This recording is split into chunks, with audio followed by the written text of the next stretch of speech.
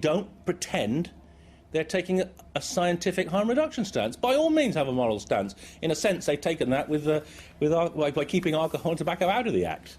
They've said they don't care. So but just do not ask scientists to produce evidence to justify a moral stance so they can then say, this is science, it must be Class B because it's lethal, when it isn't. The difficulty there is, of course, that you've compared the dangers of ecstasy to horse riding. Yeah. So you see, what you say falls down a little when you talk about hard scientific evidence with a, if I may say so, crass comment like that. Well, obviously you haven't read the paper, have you? But it's not a crass comment. That was a carefully considered analysis. Do you know how many people die every year from horse riding accidents in this country? Well, it's over 30. So how many people die of ecstasy? It's about 10. You're talking about proportions now, aren't you? Proportions of users? Oh, yes. If you read my paper, you'll see, particularly in eventing, so hard-end horse riding, there's a serious accident every 35 hours.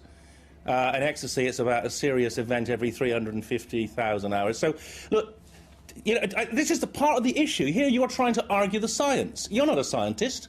We've done the analysis. We've looked at it.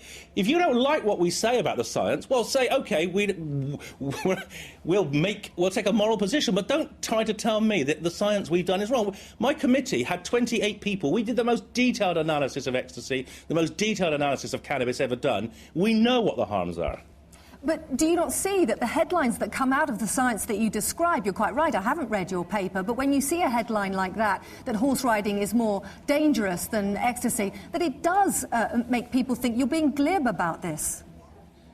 Well, all I can say is it's good to have the opportunity to explain to people who might think that through your medium that we're not being glib. We are saying that if you want to reduce harms and death, you should tell the truth about drugs and the harms of drugs, but also make reasonable comparisons. Frankly, you know, having done that research on horse riding, I'd be extremely concerned about my children riding horses, particularly eventing, because I know their likelihood of being seriously injured is very high.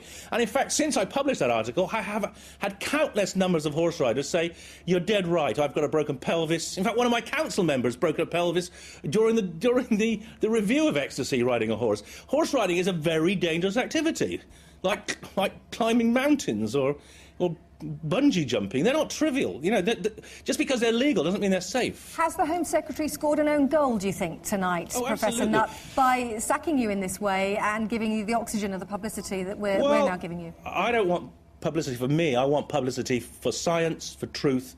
I think it's a bad day for science that government scientists, government advisors cannot share their genuine concerns about the misrepresentation of science in legislation, and if they do, they get sacked. And I think that's going to cast a big shadow over the scientific community in relation to government.